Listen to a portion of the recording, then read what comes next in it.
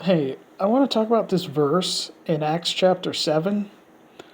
Um, I had somebody ask me about this, and then he tried to use this verse in Acts 7, verse 38, and a verse in Matthew 24 that it's actually directed to the nation of Israel to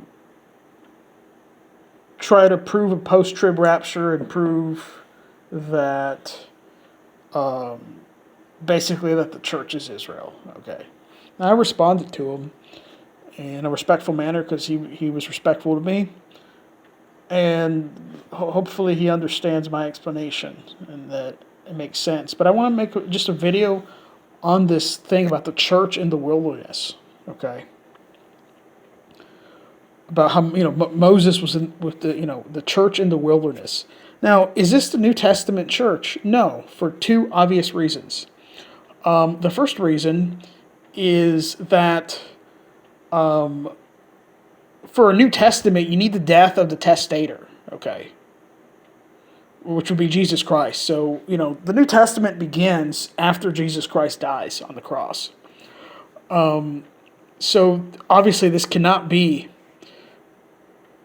the church with Moses in the wilderness cannot be the New Testament church. Second of all, the congregation of Israel in the Old Testament is comprised of both believers and non-believers, whereas in stark contrast, the New Testament church is strictly believers. Okay, and even when you read, of the travails and the travels of the children of Israel in the wilderness, in Exodus, Leviticus, Numbers, and Deuteronomy, you see that there were a lot of unbelievers there with them.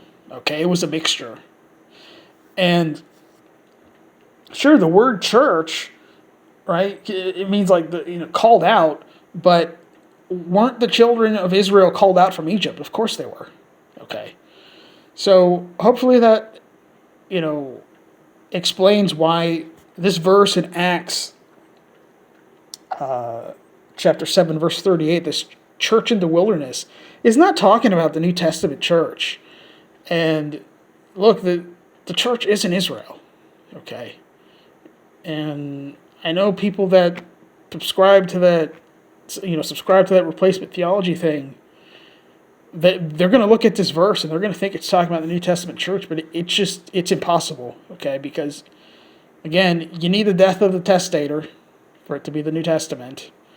And the New Testament church is comprised solely of believers, where the church in the wilderness was a congregation of people that were both believers and unbelievers, and that's easily proven.